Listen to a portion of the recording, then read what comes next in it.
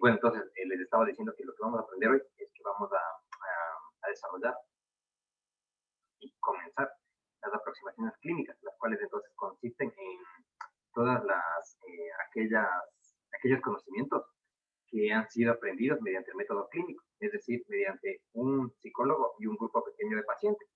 O dicho en otros términos, de forma muy resumida, el método clínico se refiere a encontrar información de la gente o generar teorías a partir de, de la información que nos dan los pacientes.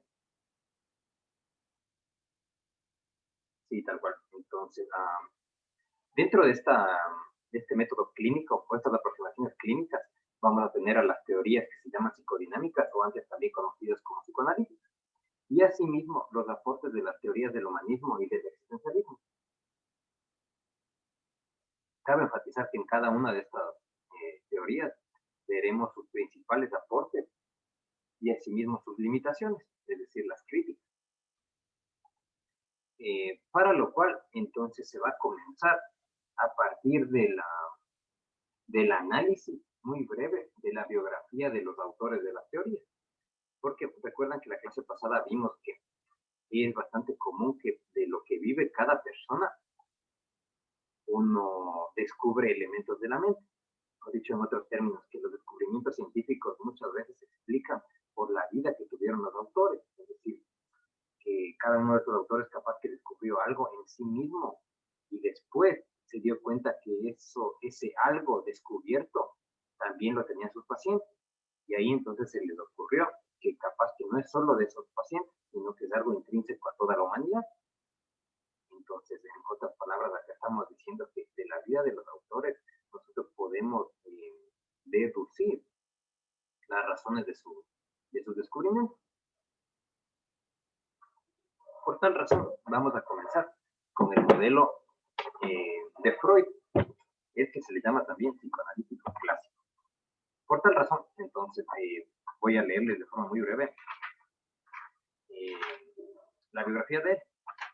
Lo que sí es importante que recuerden es que cuando se lea estas biografías, después yo les voy a preguntar qué es lo que les llamó la atención de esta historia. Porque cabe recordar que en psicología nos caracterizamos porque hacemos reuniones de profesionales.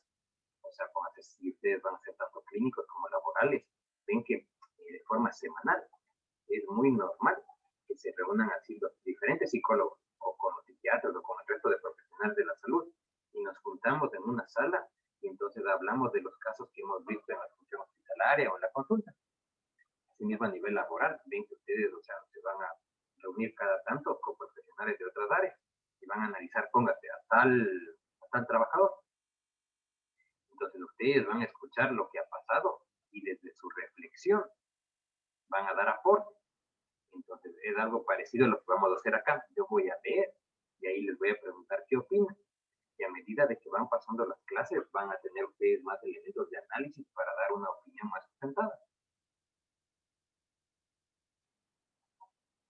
Por ende, entonces, pasemos con la parte de la historia. Presten atención que tiene ciertos elementos llamativos. Entonces, nos dice, desde la antigüedad hasta nuestros días, las personas han buscado algún tipo de panacea, también conocida como poción mágica, para curar los dolores o hacerlos más fuertes. Una de esas búsquedas fue realizada por un médico joven y ambicioso que llegó a creer que había descubierto un medicamento dotado de unas propiedades fabulosas. Al enterarse de que la sustancia se había utilizado con resultados satisfactorios para infundir ánimo a soldados que sufrían de agotamiento, este médico decidió probarla con sus pacientes, colegas y amigos. Si el medicamento funcionaba tan bien como él esperaba, podría lograr la fama que él aspiraba. Cuando supo que esta medicina se había usado con éxito para el tratamiento de dolencias de corazón, agotamiento nervioso, adicción al alcohol y a la morfina, junto a otros problemas psicológicos y fisiológicos, este doctor decidió probarla consigo mismo y quedó muy satisfecho con los resultados. Le pareció que la medicina tenía un aroma agradable y un efecto terapéutico, y un efecto, perdón, poco común en los labios y en la boca. Pero lo más importante era el efecto terapéutico del medicamento en la depresión grave que sufría. En una carta a su prometida, a quien no había visto desde hace un año, le informó de que durante la última depresión grave que había sufrido, había tomado pequeñas dosis de esta medicina que le había dado unos resultados magníficos. Le explicaba que la próxima vez que la viera sería un hombre muy fuerte gracias a los efectos de ese fármaco y que le daría pequeñas dosis de la sustancia para que ella también se hiciera más fuerte y para ayudarle a ganar peso. El joven médico escribió un panfleto en el que describía los beneficios del medicamento, aunque aún no había concluido los experimentos necesarios para describir el poder analgésico del mismo. Impaciente por estar con su novia, aplazó la conclusión de sus experimentos y fue a visitarla. Durante esta visita, un colega concluyó los experimentos, publicó los resultados y obtuvo el reconocimiento que el joven médico esperaba para sí mismo. Estos hechos ocurrieron en 1884. La sustancia era la cocaína y el joven doctor era Sigmund Freud. Entonces, en esta muy breve historia de esa anécdota de Freud, ¿qué le llamó la atención?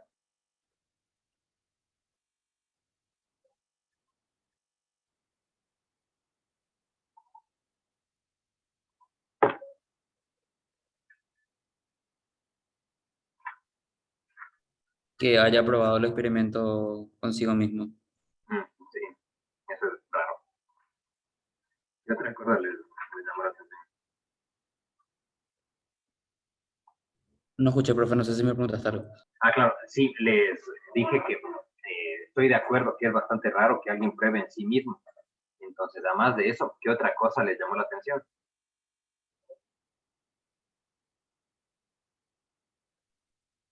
Solo esa, en mi caso. No sé, no, profe, si es que entendí mal la parte final, pero ese colega que publicó los resultados es Sigmund Freud, creo. No, O sea, el otro, o sea, entre dos personas le investigaban y su colega le publicó solo, o sea, le quitó el mérito. ya. Sí, entonces ven cómo es la vida, hay veces que actúa de una forma extraña y le salvó a Freud de ser conocido en la historia del mundo por haber creado la cocaína.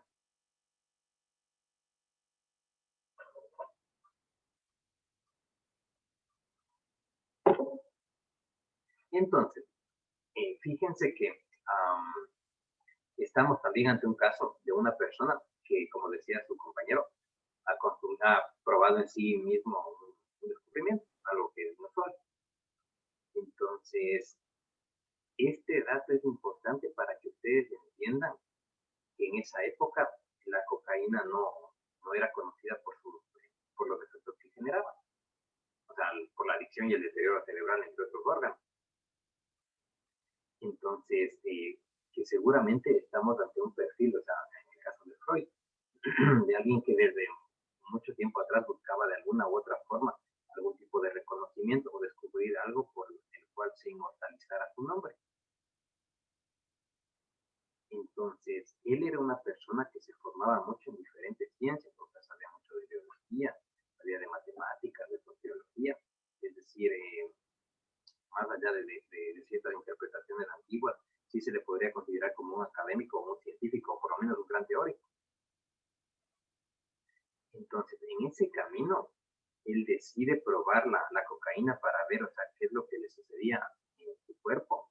Entonces, él se dio cuenta que a corto plazo le ayudaba bastante.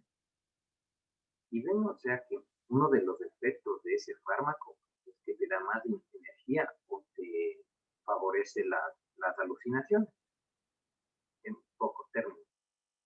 Entonces, de esto estoy destacando porque, miren, seguramente una parte importante del descubrimiento que él hizo fue gracias eh, a que utilizó ciertas sustancias para expandir sus sentidos y apagar la lógica. Es decir, entonces, que lo que vamos a aprender acá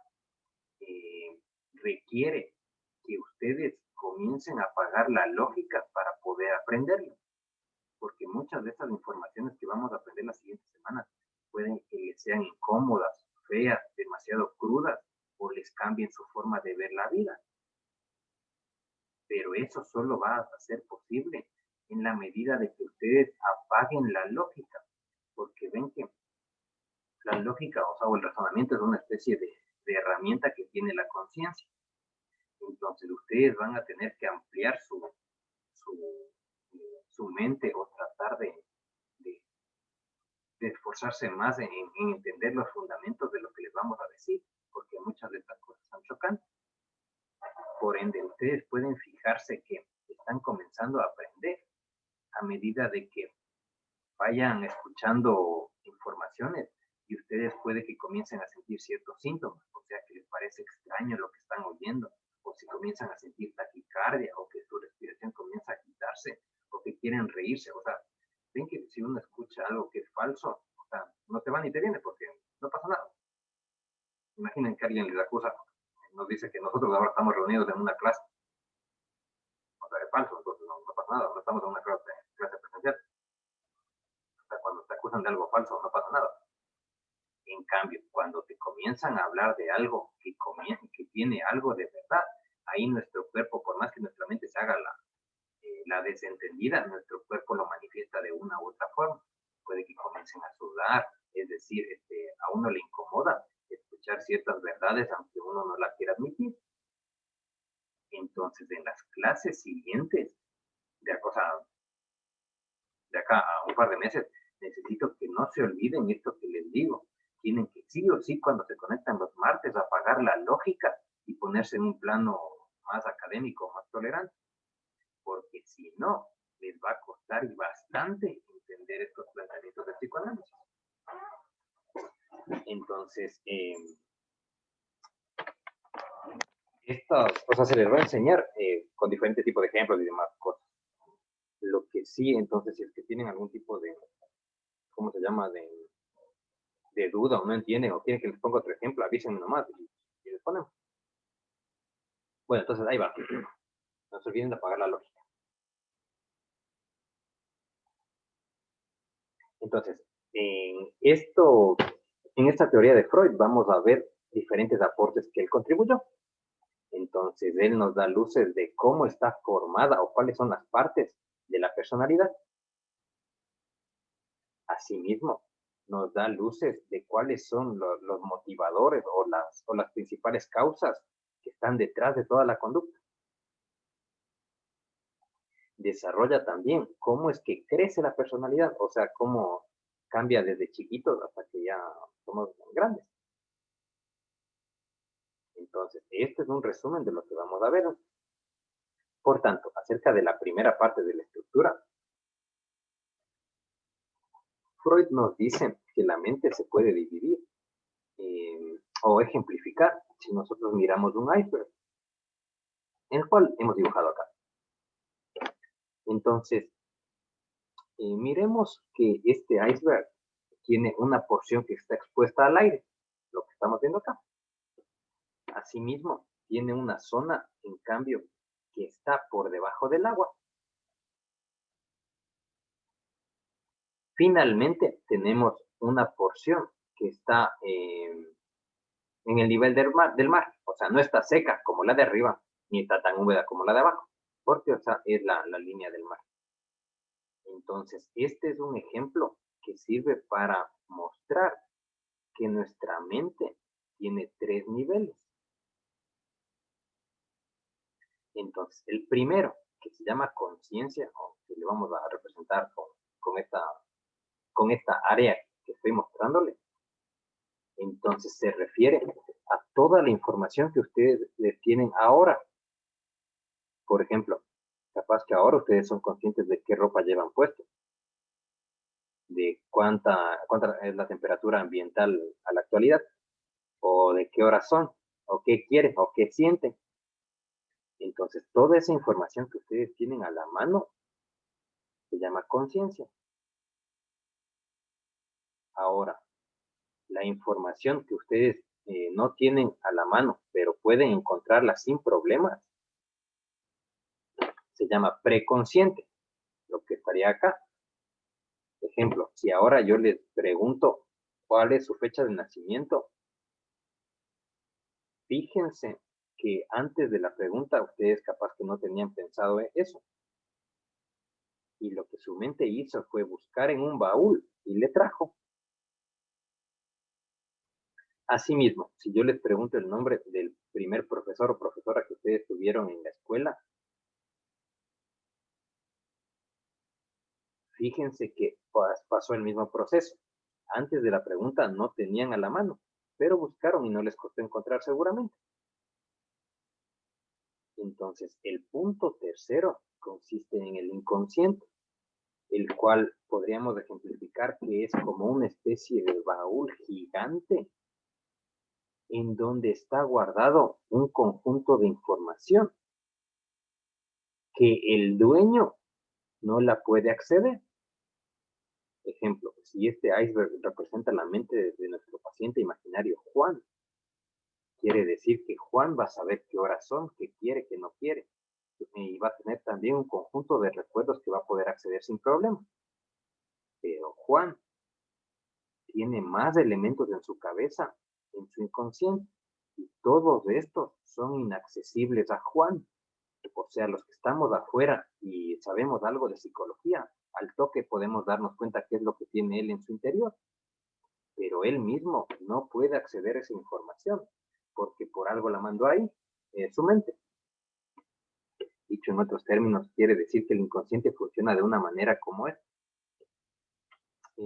Juan es pequeño, y entonces imaginen que recibe un conflicto que es algo que es muy fuerte o le impacta algo. Entonces quiere decir, o sea, que el conflicto llega y le activa a la cabeza de Juan. Y la mente piensa algo así como, híjole, esto es un problema muy grave. Si dejo que Juan se acuerde, puede que le lastime mucho. Y hasta podría matarse. Entonces lo que voy a hacer es que le voy a almacenar este recuerdo en el baúl inconsciente. Y acá entonces, o sea, voy a tenerle ahí guardado, así mismo como que estuviéramos en una piscina y tenemos una pelota de básquetbol. Entonces la mente lo que hace es que agarra los conflictos y le manda para abajo, o sea, para que no se vean las pelotas de básquetbol, porque generaría mucho problema o podría, entre comillas, volverle loco a Juan. Entonces lo que hace la mente es, ven que todos tenemos conflictos, o sea, todos tenemos estos traumas o estos problemas. Entonces lo que hace la mente es, bueno, agarra todas esas pelotas y les pone así con sus manos de abajo. Y lo que pasa es que ven que si nosotros hacemos eso, dentro de un tiempo se nos va a cansar el brazo. Entonces a la mente le pasa algo parecido, o sea, se cansaría o se cansa enseguida de reprimir o ocultar esta información.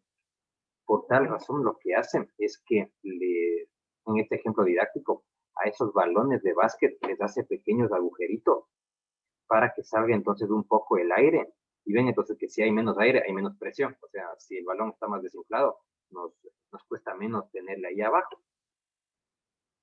Por eso es que entonces, miren, si acá ponemos un conflicto, la mente lo que hace es esto, miren, o sea, le hace un pequeño orificio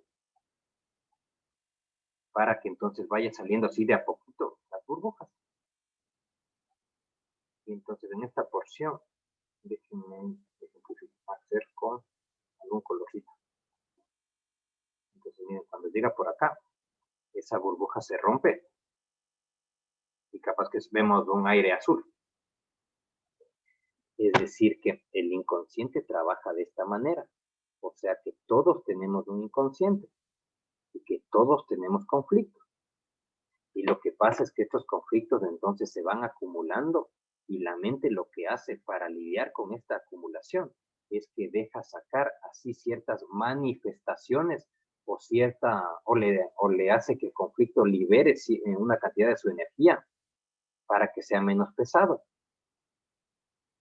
Entonces esto nos afirma que detrás de toda conducta humana, absolutamente toda, desde la más pequeña como levantarse hasta la más compleja como estudiar una carrera o establecer una relación larga y formar familia, en toda conducta humana, sí o sí, se están expresando los conflictos que tenemos. Ejemplo.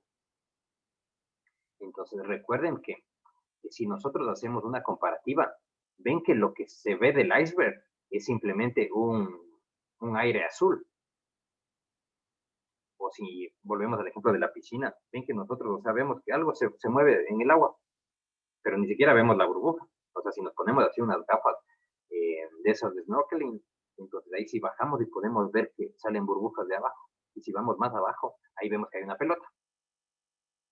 Entonces quiere decir que así mismo funciona la mente. O sea que el conflicto es liberado, pero con disfraces o es camuflado para que salga la tensión, pero para que Juan no sea, no, o sea, para que salga la tensión, pero no de una forma tan clara, para que Juan pille que hay ahí un conflicto. Entonces vamos a poner un ejemplo.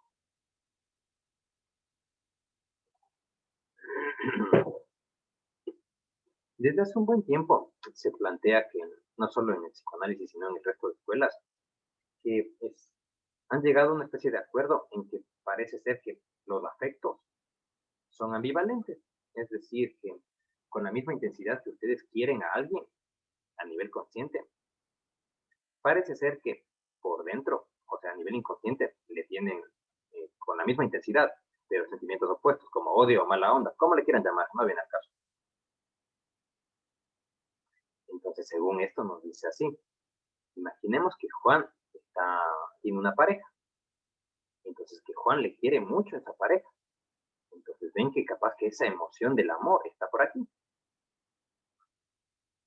Y como les estoy explicando, el afecto es ambivalente, o sea, que tiene su opuesto.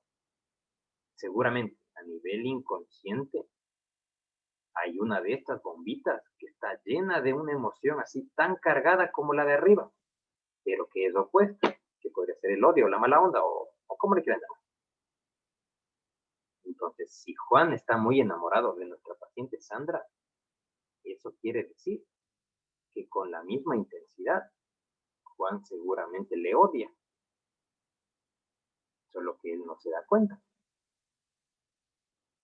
Entonces, si analizamos esto desde esta perspectiva, sería así. Vayan apagando la lógica, si no, esto no les va a costar muchísimo. Pónganse a recordar en alguna ocasión, puede que sea con una pareja actual o con la pareja anterior, qué sé yo, pero la cosa es que piensen en alguna situación en donde estaban con alguien, con una pareja, a quien quisieron mucho. Y recuerden alguna vez que esta persona vino y les contó o sea, que a esta persona le pasó algo malo, pero algo chiquito, algo, nada grave. O sea, imaginen que Sandra y Juan, entonces, estamos en la cabeza de Sandra. Entonces Juan viene y le dice, ¿sabes qué? O sea, se me reventó la rueda de un coche.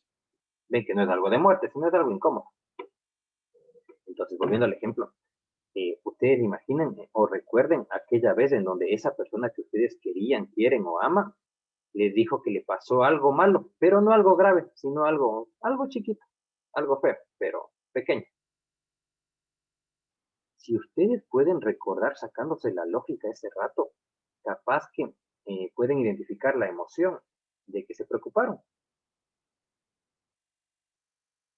Pero si ustedes analizan más su mente ese rato, sacándose la lógica y siendo más honestos, puede que ustedes lleguen a recordar que en el fondo se alegraron o escucharon una pequeña risita como, ajaja, bien que te pasó. Entonces, esto no es más que un ejemplo didáctico para recordarles que si uno analiza bien, no es difícil darse cuenta que en el fondo, con la misma intensidad que queremos algo, tenemos mala onda al respecto.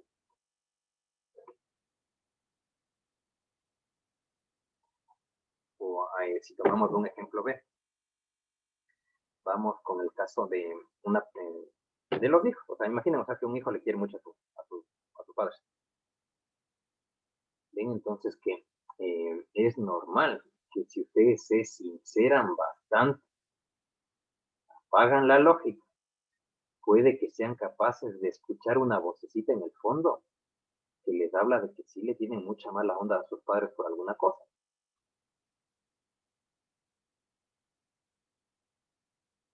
Vamos al ejemplo B.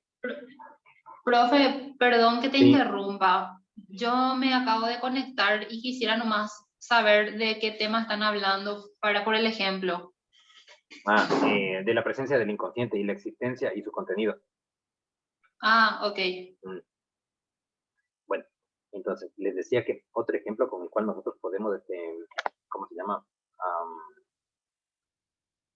Que podemos entender la presencia de estos elementos sería si analizamos un segundo caso. Pensemos en una persona, una adulta mayor, que se caracteriza entonces porque hace mucha obra social. O sea, piensen en aquellas personas que hacen demasiada, o sea, demasiada, ¿cómo se llama? Obra social, o sea, Caridad puede ser. ese es el término, caridad. O sea, ven que es normal que haya gente que haga caridad, pero piensen en aquella gente que se nota que es esforzada, o sea, que parece que hace un exceso o que su vida es la caridad.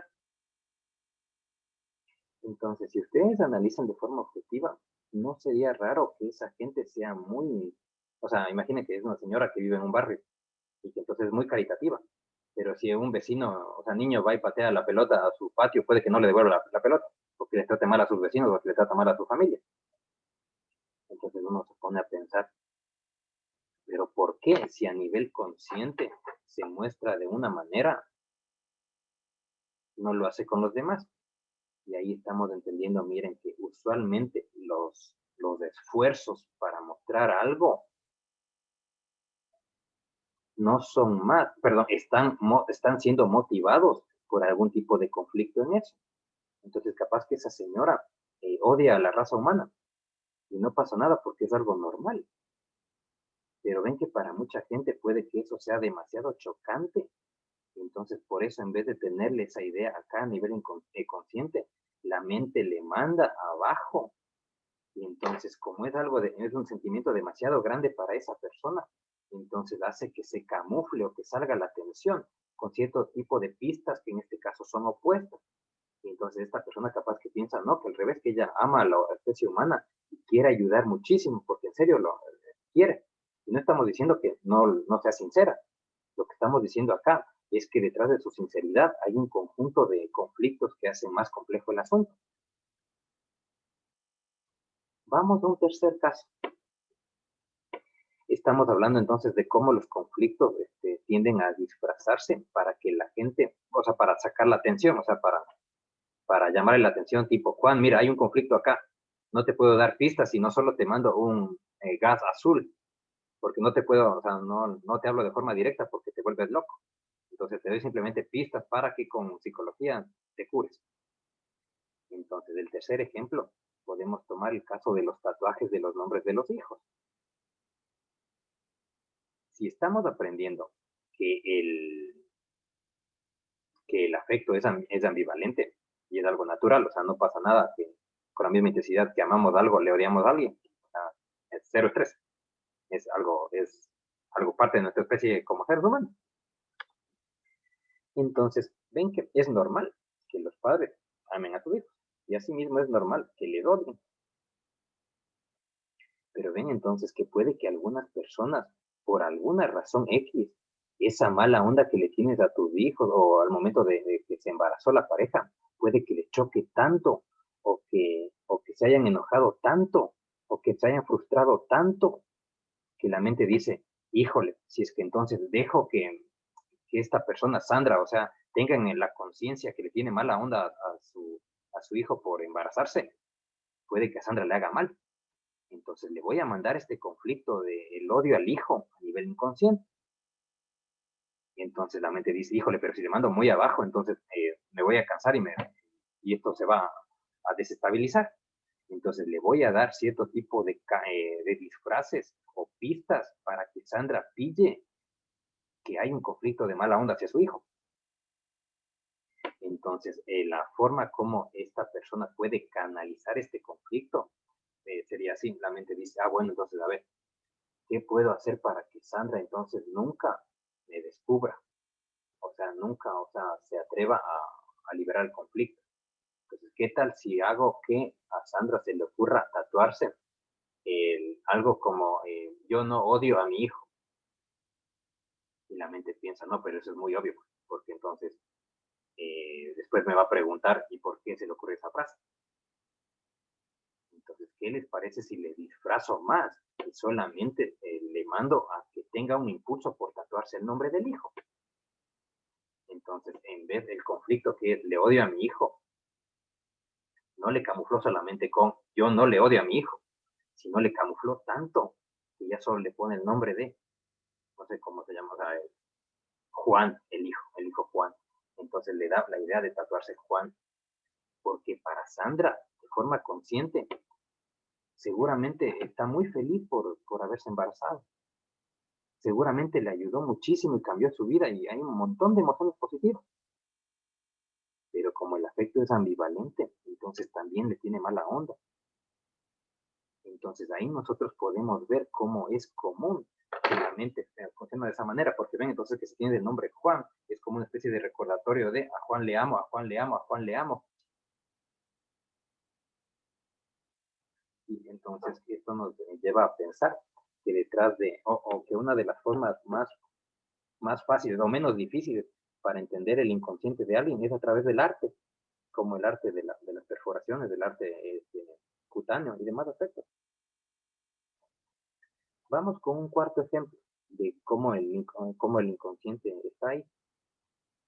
Imaginen que tenemos un varón que hace chistes, o que le da mucha gracia a los chistes que son en contra de la gente con una orientación sexual diferente. Entonces, ven, o sea, que la agresión hacia otras personas no es agradable si se ponen a pensar, o sea, no es bonito. O si vas caminando por la calle y ves que alguien se cae, no es chistoso, porque duele caerse. Y que le pase a otro no es gracioso. Pero lo que suele pasar es que miren que, si volvemos al caso de la gente que tiende a reírse con chistes hacia otra orientación, ven, o sea, que suele ser una conducta repetida. Entonces quiere decir que esa persona algún conflicto tiene con la orientación. No estamos diciendo que esa persona ponga que sea homosexual, no estamos diciendo eso, pero lo que sí estamos afirmando es que algo tiene, por eso es que le dan gracia esos chistes. Lo mismo si le cambian chistes machistas, feministas, o sea, algo tiene con ese mambo, por eso es que lo repite tanto. Entonces, en pocas, lo que quiero decir es que toda conducta humana, absolutamente toda, nosotros podemos interpretarle porque, miren, Juan se va a lavar los dientes y por algo se compró tal cepillo de dientes, porque esa elección está inflada o motivada también por los conflictos que Juan tiene. Entonces, a la opinión de su profesor, el descubrimiento más grande que hizo Freud fue o sea, darse cuenta que detrás de toda conducta humana nosotros podemos analizar y encontrar todos los conflictos. Es simplemente aprender y dominar más la teoría de la mente para poder pillar al toque. Entonces, a ver, déjenme recordar si tengo otro ejemplo. No, bueno, hasta aquí les quiero preguntar qué inquietudes tienen o qué no se entendió o qué quieren que les repita. Tu último ejemplo yo no entendí, profe. ¿Qué pasa con las que se ríen? O sea, ¿qué problema hay ahí? No, acá hay que enfatizar algo. Esto no es problemático. Estamos descubriendo cómo funciona la mente. Lo que estamos diciendo acá es que el chiste es un indicador de los conflictos. Entonces, dependiendo de qué te dé gracia, ahí hay un conflicto. En el caso de la gente, entonces, que le agrada o hace acá de forma reiterada chistes contra la gente que no es heterosexual, es un indicador de que tiene un conflicto con eso. No estamos diciendo que sea homosexual, pero algo tiene. No, o sea, y tener algún conflicto de eso tiene. Con eso podría especificar mejor, tener un conflicto con eso. Ah, claro, perdón. tener un conflicto con eso podría ser que esta persona sí tiene tendencias homosexuales o que tuvo algún tipo de problema en el pasado con la homosexualidad, o le da mucha curiosidad la homosexualidad, o le parece malvada, o le parece sucia, o le parece perversa. Entonces, no estamos diciendo que sea, pero que algo le choca ese tema.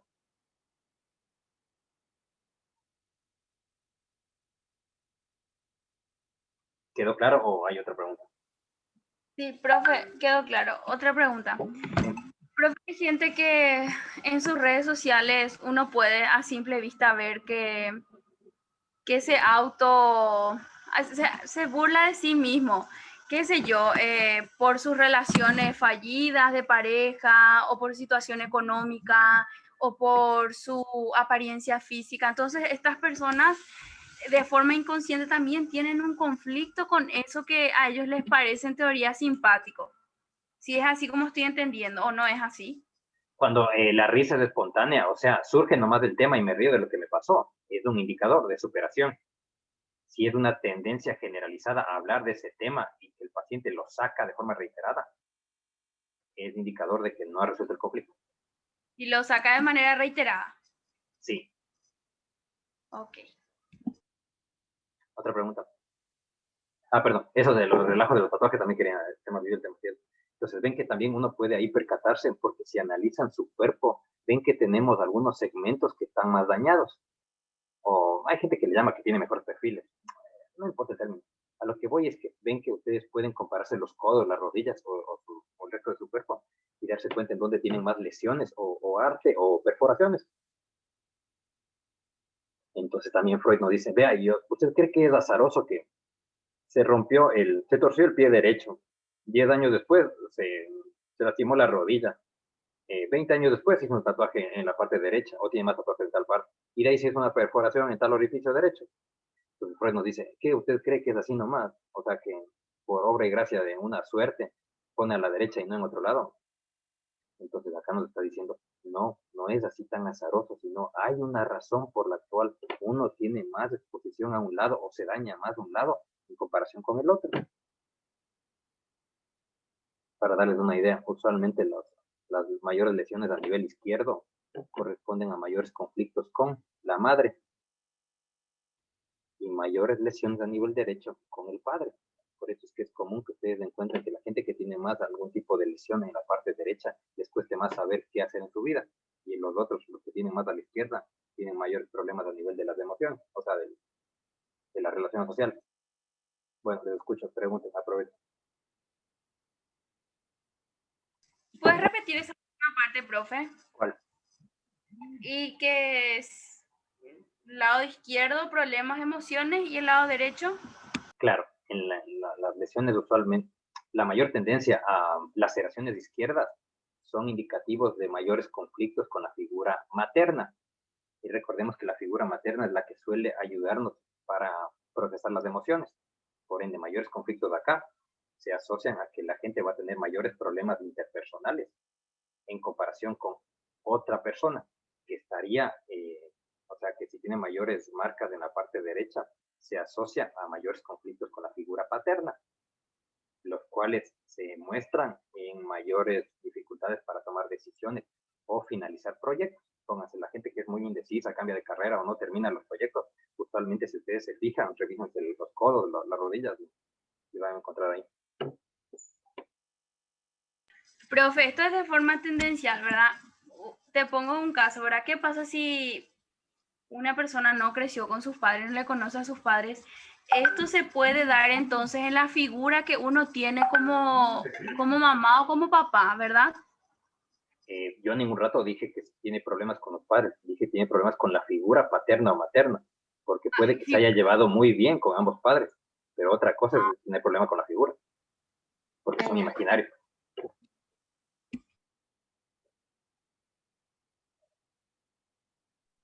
Profe, ¿puedes explicar mejor la diferencia entre tener problemas con la figura y tener problemas con el padre o madre en sí? Por Claro, favor. porque tener problemas con la figura se refiere a cómo interpreta el ser humano a las relaciones.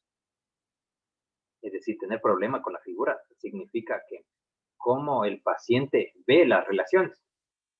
En cambio, tener problemas con la persona se refiere a que de verdad hay problemas, o sea, puede que se griten, lo que sea. Entonces, ya, un ratito, termino la idea. Entonces, tener problema con alguien es si te peleas, haya ofensa, hay algún tipo de conflicto. Pero en cambio, tener problemas con la figura quiere decir, o sea, ¿cómo ves eso? Porque hay gente que se mata entre sí, exagero, y en su mente dice, no, o sea, me trató bien, porque la figura es del imaginario. El tener problema con la otra persona, entre comillas, es lo real. Entonces puede Profe, que haya gente una que se consulta. llevaron, sí, ya un ratito, entonces puede que haya gente que se llevaron bien, pero la persona tiene problemas con esa figura, aunque no haya habido problemas reales, sino siente que hubo problemas. Sí, ahora sí, Vanessa. Sí, perdón. ¿Y qué pasa, profe, si no existe la figura? ¿Qué pasa en caso de que no haya esa figura, ya sea si perdió al familiar o directamente es una persona que, no sé, es huérfano o algo así? ¿Qué ocurre? Qué buena pregunta, Vanessa. Recuerden que en figuras no se refiere, para la creación de figuras no se necesita la presencia de un ser humano. Voy a salir un poquito del tema. Ven que hay gente que tiene figuras de una deidad y capaz que nunca la han visto. Entonces tenemos esa figura independientemente de su existencia o no. Entonces, así mismo en casos en donde no ha habido papá, mamá o ninguno de los dos, eso no quiere decir que el ser humano no tenga las figuras, porque las figuras no son más que la incorporación de los roles. Entonces, la ausencia de uno de los padres no te garantiza que haya un problema con esa figura. Lo más probable es que sí, pero no quiere decir, o sea, que sí o sí tiene que haber la presencia física para que haya las figuras, porque las figuras no son más que adquisición de roles, eso les quiero decir, son imaginarios. Entonces, alguien que creció solo con un papá, no necesariamente va a tener problemas con la figura ausente. Puede que esté sano, si es que, o sea, de otro modo pudo incorporar la figura ausente, aunque no exista, aunque esté muerto, porque son representaciones simbólicas. Profe, y me cuesta decirte lo que te quiero preguntar. Si uno tiene problemas con la figura paterna, eso se puede traspolar en otras situaciones que tengan que ver, por ejemplo, con la pareja o específicamente con ese rol de hombre o de ese sexo, o sea, de esa identidad. ¿Puede ser así? Entendí. Esta vez me la quiero jugar. Me parece que ya como curso ya entendieron varias cosas. ¿Alguien de aquí puede responderle a su compañera? O sea, lo que ella dijo es, si el conflicto con la figura paterna se puede generalizar al resto de relaciones con varones.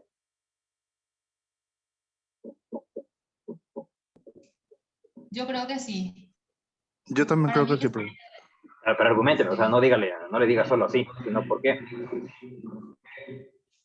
porque lo que pasa es que la primera figura, en este caso masculina que vos tenés, es el ejemplo que se te va a quedar grabado en la mente, el ejemplo a seguir. Ejemplo, vamos a suponer que vos no creciste ciertamente con un papá, pero creciste con hermanos. A vos se te va a quedar arraigada la idea de que vas a atraer hombres que más o menos tengan las características psicológicas y o físicas de tus hermanos. Esa es una posibilidad. Entonces, de acuerdo al tipo de relacionamiento que tengas con tu hermano, ya te lleves bien o te lleves mal, probablemente podría extrapolarse a una pareja. Digo probablemente. Sí. Gerard, me parece que algo iba a mencionar. ¿Tiene otro argumento? Es bastante similar a lo que comentó la compañera Laura, pero según comprendo, también inconscientemente, si es que tiene un problema con su figura paterna, va a buscar personas que tengan esas mismas características para tratar de solucionar inconscientemente ese conflicto que tiene con su padre, o sea, con su figura paterna. Estoy de acuerdo con el compañero. Sí. Entonces, les voy a silenciar a todos un ratito. La respuesta es sí, porque todo conflicto sí o sí se manifiesta durante todo el día y en todas las relaciones. Entonces, un problema con la figura paterna se va a extrapolar a todos los varones y al idealizado. Entonces me pareció muy bonito la dinámica que ahorita tuvieron, porque dense cuenta que cuando a alguien, ven que a todos nos cuesta tener cosas, porque si nos cuesta alguna cosita es porque algo tenemos. Entonces ven que para los demás al toque pueden resolver y al toque pueden interpretar, pero cuando entonces a quien lo posee le cuesta un poquito. Profe. Y lo bonito de ser psicólogo es que, o sea, entre nosotros sabemos nuestros conflictos, así que, o sea, ¿para qué tanta censura? Sí, Vanessa, algo iba a decir. ¿Y qué pasa si, continuando la pregunta de la compañera, según lo que entendí, la figura paterna está relacionada con la figura o se relaciona y se generaliza hacia los varones? ¿Y qué pasa en las familias que hay una mujer en la figura de papá? Los roles de masculino y femenino no tienen una directa relación con el sexo, sino el uno con el orden, la disciplina y el amor, y a partir de el amor condicional, o sea, te amo si eres buen hijo, se podría poner como ejemplo de la figura paterna. Y en cambio, los roles más feminoides como la amabilidad, el amor incondicional y la comprensión son resúmenes de la figura materna, independientemente del sexo de quienes lo hagan. La cosa es que desde este modelo sí o sí hay que tener esas dos figuras. Y que nadie, o sea, y que hay, o sea, que todos tienen algún tipo de problema más, por un lado o por el otro, pero que el ser humano tiene un relajo por ahí. Gracias, profe. ¿Qué otra pregunta hay?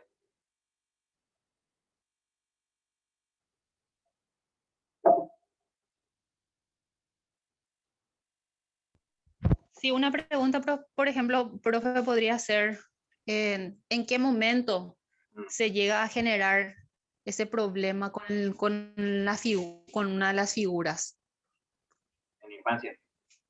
Porque, Sí. o necesariamente se tiene que crear Sí. El problema necesariamente, o sea, o no. No entiendo.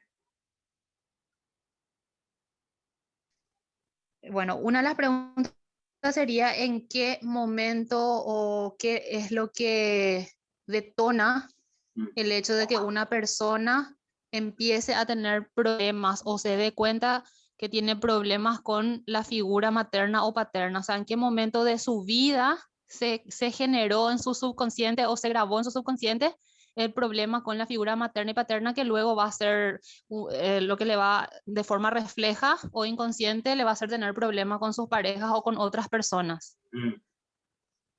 Esa es una pregunta. Y la otra es si necesariamente ocurre a todas las personas que en algún momento de su vida empieza un problema con su figura materna o paterna. Desde esta teoría, o sea, Freud dice que durante los primeros 5 años se generan los traumas. Entonces, algún rato algo pasó y que todos tienen algún tipo de relajo. O sea, que hay un conflicto, ya lo voy a explicar bueno, después de la siguiente clase, que a los 3 años tenemos un conflicto grande en donde luchamos contra nuestros padres, o sea, contra el papá y la mamá. Y entonces nos rendimos ante uno y le copiamos al otro. Entonces nos dice que todos tenemos que hacer, vivimos esa especie de trauma. Entonces, en pocas contextos. Desde Freud, los traumas de la niñez se producen en los 5 años de infancia. Los traumas del adulto se producen en los 5 años, los 5 primeros años. Y ahí entonces aparece el conflicto. Y segundo, todos tenemos ese conflicto con el padre y con la madre, porque a los 3 años sucede algo, o sea, una especie de disputa que veremos después con los términos apropiados, que nos hace que tengamos más relajo o con uno o con otro. Profe, ¿Sí? Uno puede tener estos conflictos, ¿verdad? Pero puede que solamente, o sea, que el inconsciente haga su parte, pero que uno mismo no se dé cuenta. Puede vivir toda la vida con eso y no darse cuenta que tiene conflictos. Sí, la mayor parte de las personas mueren así, o sea, creyendo Ajá. que se visten de color verde porque les gusta. Y cuando comienzo a aprender psicología, uno dice, no, sí, terrible.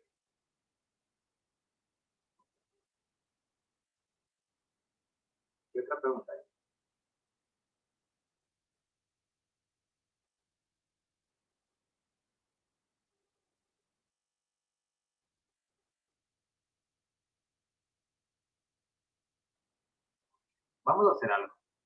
Vámonos a un resumen. A un receso de 15 minutos. No, de 20, más bien 8:30 comencemos. Y ahí volvemos.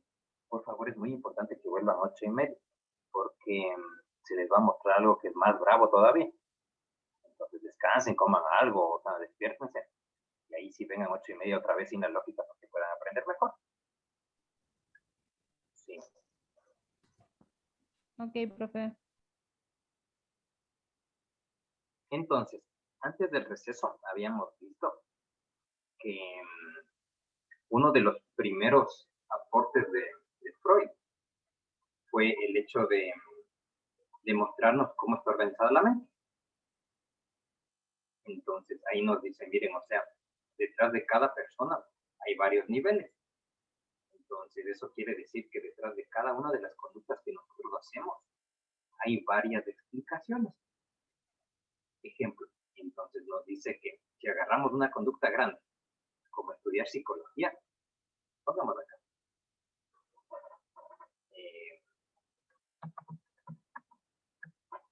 Si tenemos esta conducta como estudiar psicología, nos va a decir, miren, lo que está sucediendo es que este paciente estudia psicología por varias razones conscientes. Por ejemplo, capaz que le gusta la carrera, capaz que tiene algún familiar psicólogo, o sabrá Dios qué, o la facultad le quedaba cerca. Pero nos dice que también detrás de esta misma conducta va a existir otro tipo de causas que están empujándole. O sea que hay un conjunto de conflictos que hacen que esta persona estudie psicología. Entonces nosotros estamos ahora aprendiendo cuáles son esos conflictos que están detrás de todas las acciones que nosotros realizamos. Asimismo, pónganse, si ahora ustedes se miran cómo están vestidos, entonces seguramente hay un montón de explicaciones conscientes de su vestimenta. Capaz que es el color que les gusta, es la única ropa que tenían limpia, la única ropa que tenían planchada, capaz que es un uniforme de trabajo. Sabrá Dios que hay un montón de explicaciones conscientes.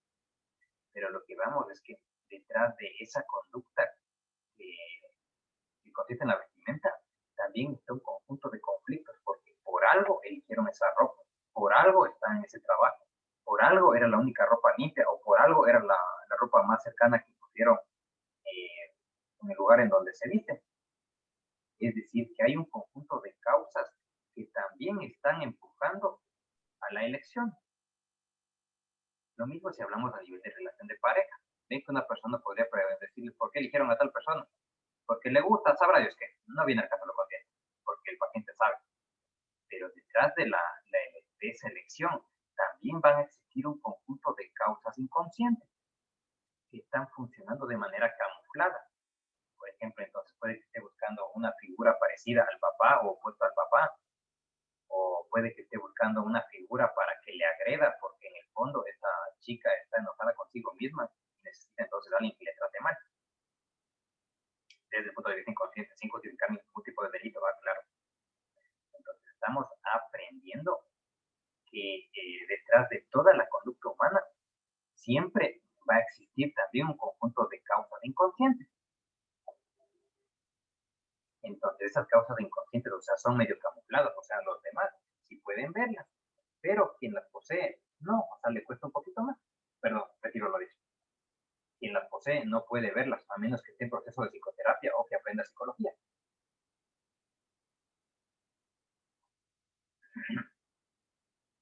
Entonces, en este inconsciente, vamos a ponerle acá, en pocas palabras estamos aprendiendo que se encuentran todos aquellos contenidos o todos aquellos recuerdos que no son accesibles a nuestra conciencia. Pero según este modelo, esos recuerdos son los que motivan nuestra conducta, o sea, son las causas más importantes detrás de eso. Entonces nos dice que estos recuerdos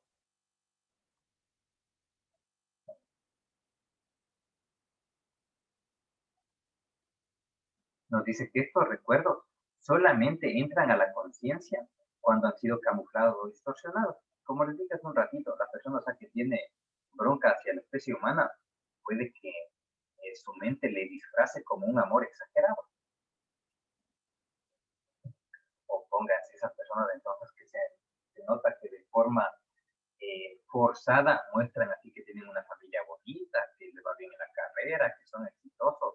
Cuando comienzas a aprender esto te das cuenta que, vea, ¿a quién quiere engañar? No puede que funcione con el resto de gente, pero para nosotros no. Porque dense cuenta que es una forma como uno camufla, esconde o distorsiona un conflicto que tengas en esa área. Por eso podemos poner como ejemplo a aquella gente que más se vanagloria o más, como dicen acá, acaso más alzados o más sobradores. En otras cosas que tienen problemas con la autoestima, pues es muy, muy clarísimo eso. O a mayor tendencia Hola, ¿alguien me escucha? Sí. ¿Sí hay alguna pregunta? Bueno, volviendo. Les decía que entonces en estos contenidos del inconsciente se manifiestan en la conciencia, pero de forma camuflada, como gente que se muestra excesivamente segura y al toque no se da cuenta que es conflicto.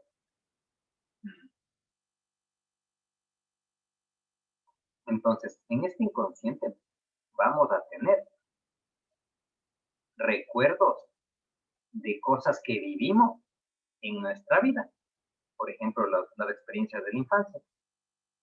Y a su vez también vamos a tener un conjunto de recuerdos o de conflictos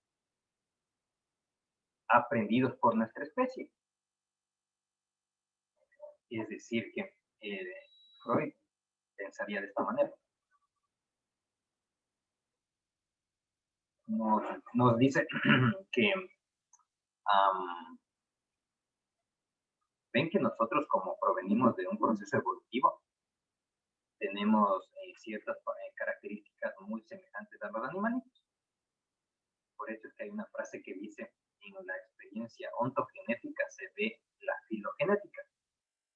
Es decir, ontogenético significa el origen del ser humano. Entonces ven que nosotros pasamos de ser así un cigoto. Después entonces ese cigoto se transforma en una especie como de gusano, con forma de pez. Esa forma de pez, cuando es embrión, le salen entonces extremidades y parece una especie de rana o de salamandra. Después la cola de esa salamandra comienza a cortarse y entonces la cabeza sigue siendo grandota y nos transformamos en una especie como de reptil por la piel así escamosa que se ve. Y después de ahí nos aparece cabello y resto de cosas. Entonces, que en el desarrollo del ser humano se ve también cómo fue creada la vida. Porque igual, al parecer, fuimos como especie viviente, una bacteria. Después de esa, entonces, creció hasta evolucionar en un pez. Y los peces, entonces, algunos de ellos, cuando se quedaron atrapados en aguas bajas, desarrollaron extremidades que les permitían desplazarse en las aguas bajas para poder encontrar otros arroyos con comida. Les salieron otras extremidades. Después entonces hubo de esas especies en donde siguieron arrastrándose más y se metían menos al agua, entonces se transformaron en reptiles. Y de esos reptiles hay algunos entonces que sacaron cierto tipo de vellosidades más gruesas o vellos con vellos y se transformaron en plumas. Y otros en cambio que se quedaron simplemente con vellos gruesos, que son los mamíferos. En pocas, quiere decir, o sea, que en el desarrollo del ser humano vemos también el desarrollo de la especie. Entonces Freud piensa, ya bueno, eso nos hace pensar que el ser humano sí tiene estructuras cerebrales parecidas a los animales. Debe ser entonces que también nosotros tenemos también un instinto parecido. Entonces ahí él pensó, a ver, ven que los animales tienen dos instintos, entre otros. El de la conservación del individuo, o sea, también entendido como supervivencia, y el de la conservación de la especie, o también entendido como la reproducción.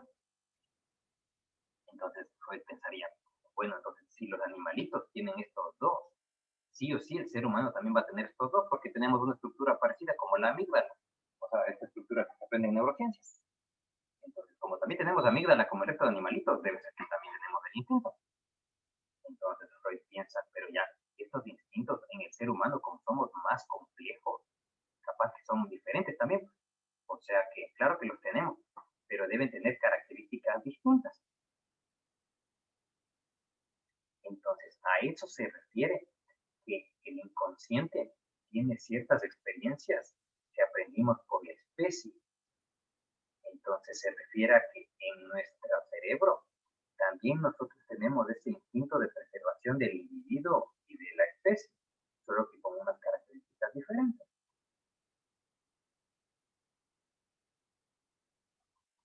Entonces,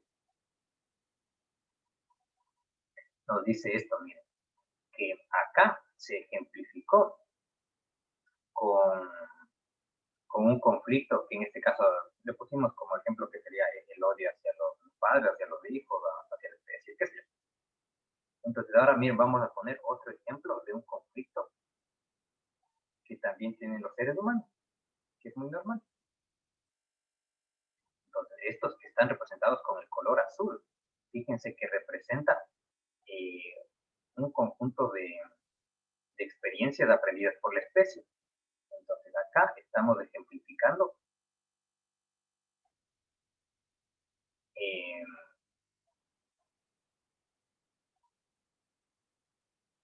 un conflicto entonces vinculado a uno de los instintos de la preservación de la especie en particular. Entonces nos dice que miren, que en el inconsciente ven que tenemos acá hasta ahora dos tipos de conflictos, unos que nos han pasado como individuos y otros en cambio que nosotros traemos como especie.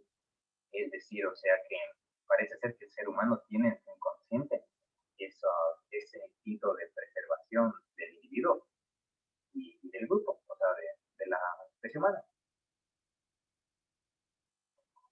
Entonces nos dice que toda conducta humana, como estudiar psicología o cualquier otra, si hablamos a nivel inconsciente, está siendo motivada por los conflictos que tenemos como personas, o sea, algo nos pasó con la psicología. Y también quiere decir que esta psicología se explica porque de uno u otro modo sirve para satisfacer estos instintos biológicos. Entonces, a nivel de estos instintos vamos a tener dos. Vamos a poner en la, ¿cómo se llama? Vamos a mostrar en la diapositiva.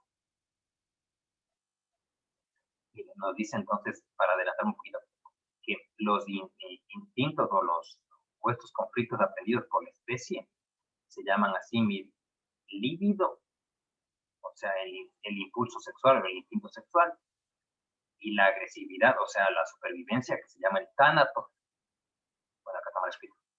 Pero donde quiero enfatizar es que, según este modelo, en todos los inconscientes tenemos, a más de los conflictos que nos ha pasado, sí o sí, dos conflictos o dos fuerzas que están empujando, dos contenidos, pongamos, dos contenidos que están motivando a todas las conductas.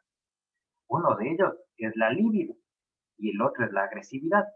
Es decir, que según esto nos dice que detrás de toda, absolutamente toda, y incluimos a toda conducta humana, sí o sí se está expresando ahí el impulso sexual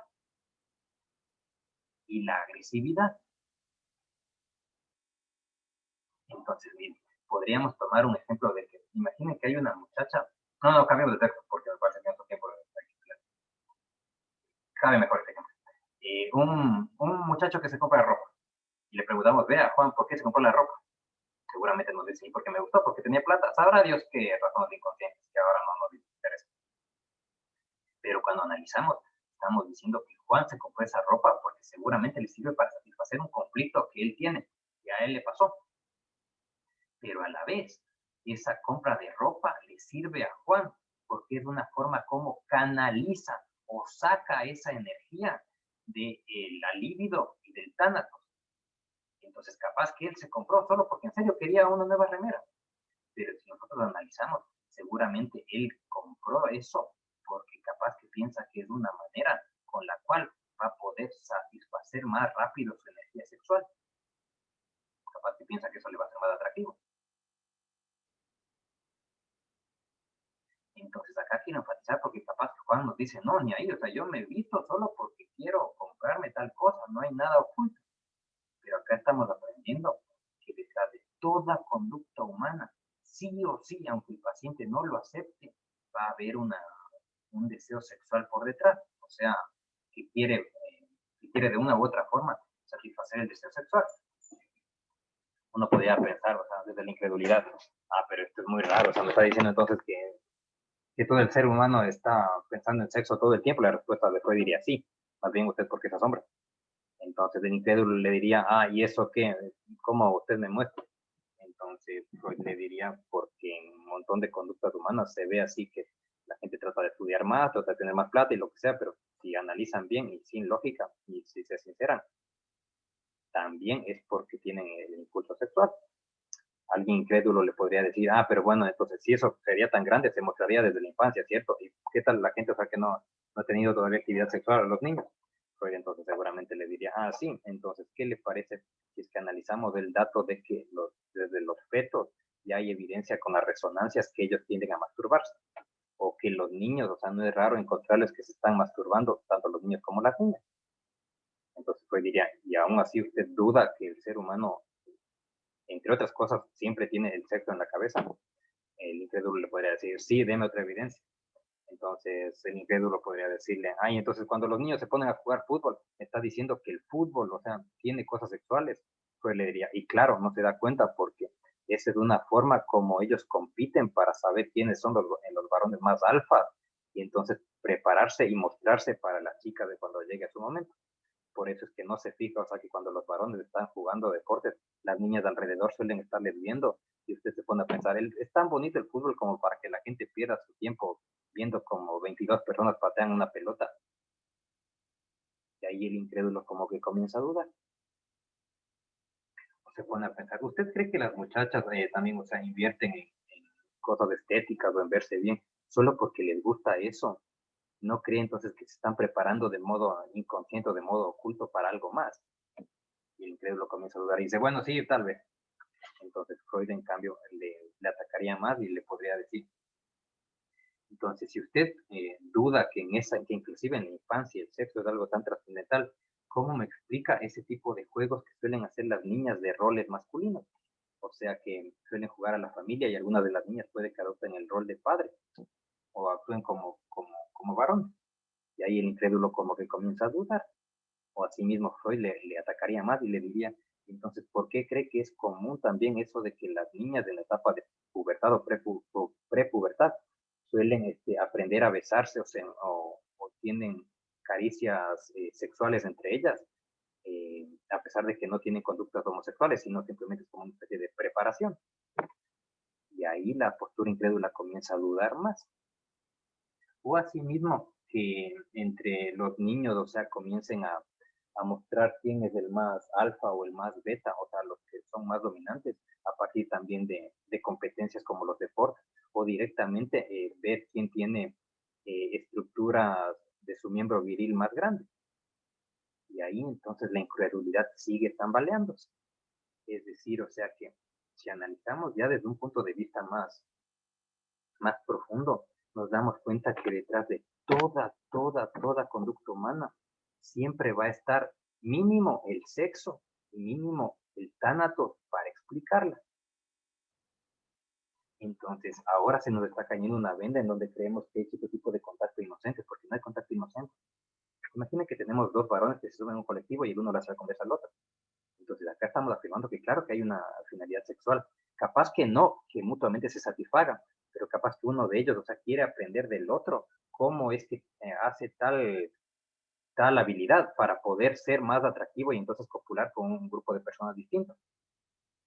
Es decir, o sea, que el impulso sexual se manifiesta de forma directa tratando de que tengamos sexo con el otro o tratando de aprender cómo el otro tiene sexo con los demás. Pero es bastante notorio lo que enfatizo, que detrás de toda conducta humana va a estar entre un montón de causas. Una de ellas es la parte sexual.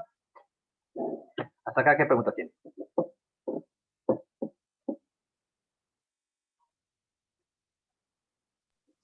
Profe, hablaste que dijiste una parte, sacar esa energía del líbido y el tánatos.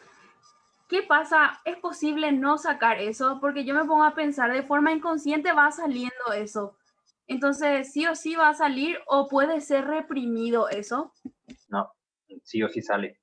Lo que pasa es que un concepto de salud es cuando el sujeto ya es consciente que le gusta el fútbol, no solo porque da gusto, sino porque es una forma como se prepara para el sexo y es agresivo con los demás. O sea, el conflicto y el sexo y el tánato sí o sí salen. Y mientras más le reprimamos, explota con más energía. Así pueden ver bien como personas que tienen cierto tipo que son más reprimidos a nivel de la intimidad.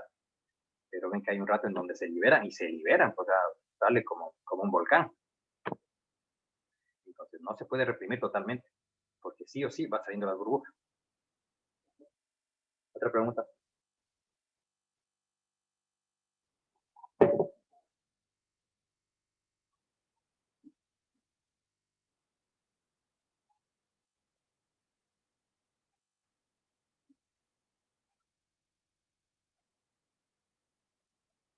Profe, ¿y la agresividad podrías darnos un ejemplo de eso?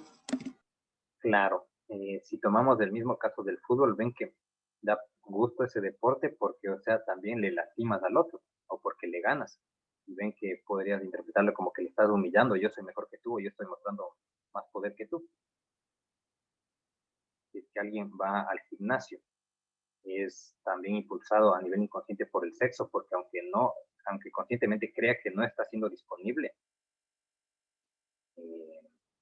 es una forma como está preparándose para futuras actividades sexuales. O a nivel del tánatos, ven que hacer ejercicio te lastima. Cuando uno se lastima es una forma también de expresar agresividad.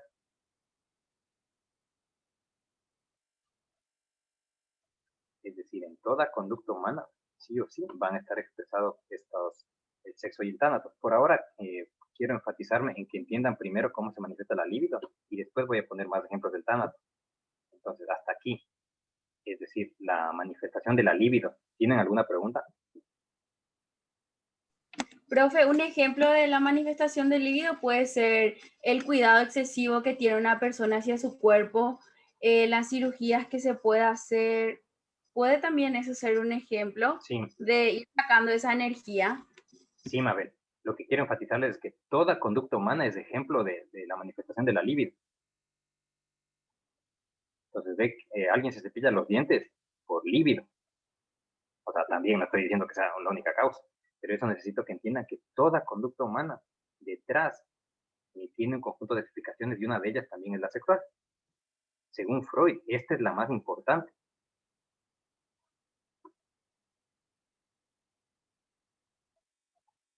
Por ende, para ejemplificar, vamos a hacer un ejercicio que hago año a año. Entonces, vamos a mirar un video que a modo de ver de su profesor es muy didáctico. Es una canción, de hecho,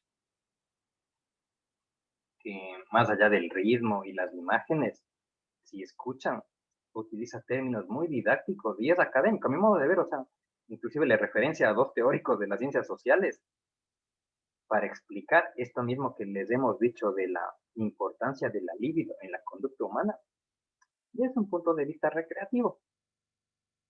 Entonces, vamos a mirar este video y lo que sí necesito es que, o sea, lo analicen, o sea, que después del video vamos a comentar qué les pareció. Lo que sí, entonces, el video no va a poder ser grabado en la clase porque una vez, o sea, bueno, hace una semana me bloquearon el canal porque había sido que no puedes grabar este tipo de cosas. Entonces, por unos 5 minutos no va a estar grabada la clase, sino vamos a retomar después de que pase el video. Ya, bueno, entonces les escucho. ¿Qué opinión tienen?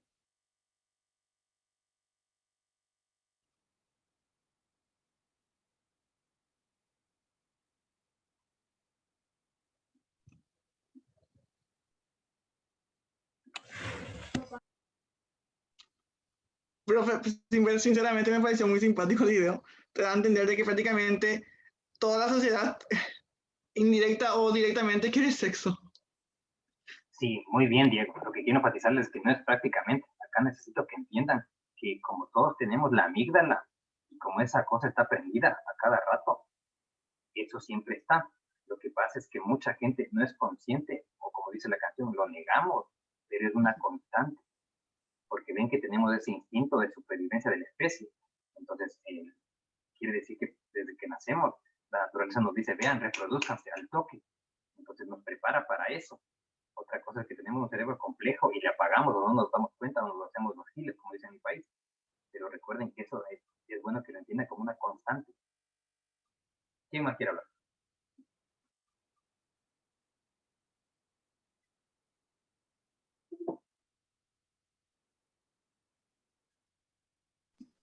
A mí Profe, me yo, pareció muy divertido también, perdón, pero efectivamente yo creo que nuestra sociedad y etcétera está muy sumergida en el sexismo, profe. Y no sé si pasa también mucho por ahí, por lo que recién mencionaste, que todo el tiempo estamos muy latentes o nuestra amígdala y todo lo que tenga que ver con eso está muy en estado de alerta o despierto, por decirlo de alguna manera, y hoy ya se usa de mala manera eso, ¿verdad? Porque no podemos tampoco no dejar de sentir o no dejar de percibir eso porque es parte de la naturaleza humana.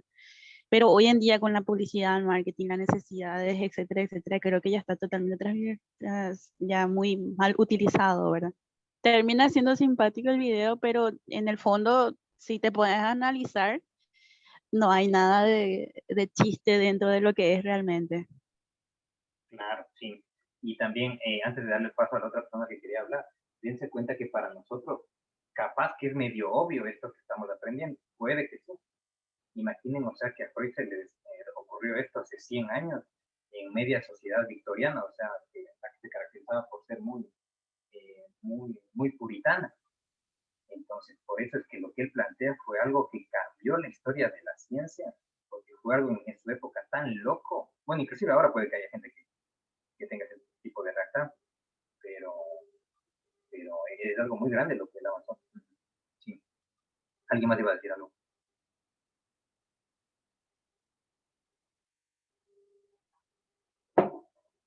profe, yo estuve relacionando con algo que suelo escuchar o sea, de personas que nunca han hablado de esto ni nunca o sea, no tuvieron la oportunidad de hablar esto como nosotros lo estamos viendo. Pero hay gente que dice, por ejemplo, fulanita viene mucho en mi oficina porque quiere estar conmigo. Y digo nomás como la gente así, sin saber todo lo que hay detrás de eso, como que va dándose cuenta de esa manera y lo dice de forma vulgar, pero al fin y al cabo es así. No sé si me explico con el Sí, ejemplo que... sí. Mabel, qué buen comentario.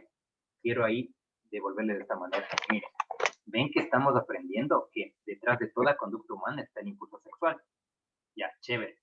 Pero sería un error que creamos que es la única causa que está por detrás. En este caso, si la chica X viene acá, claro que es porque quiere alguna cosa vinculada con la libido.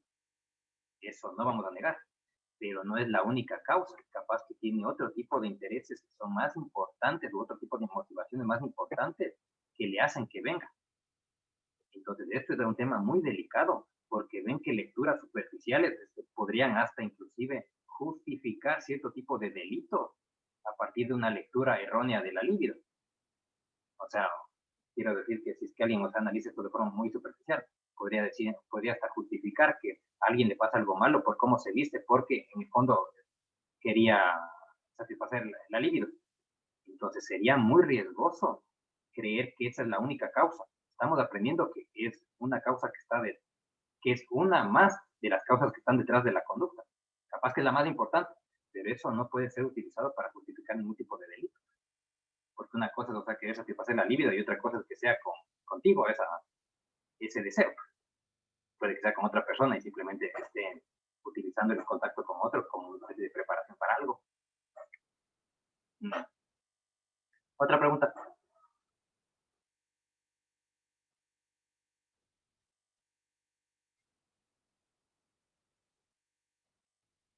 U otro comentario que tengan del video. ¿Qué más les produjo?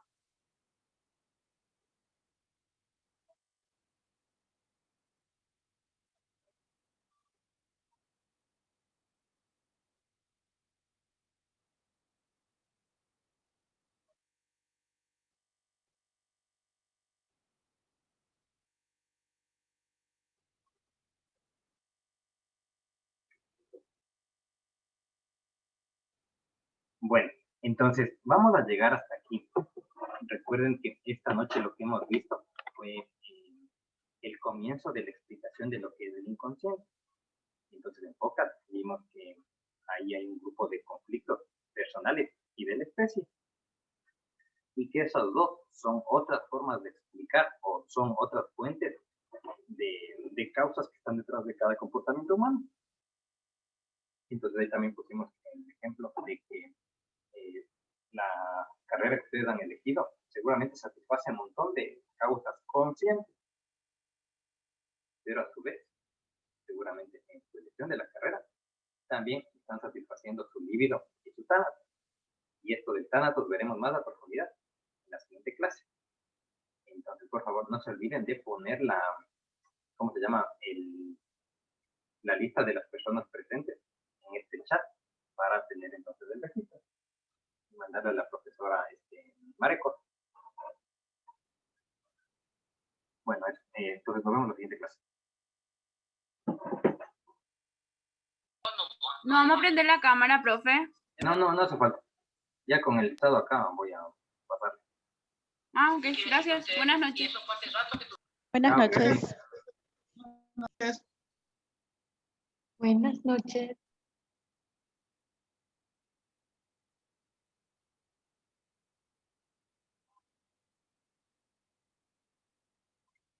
Hasta 6 meses después de haber tenido el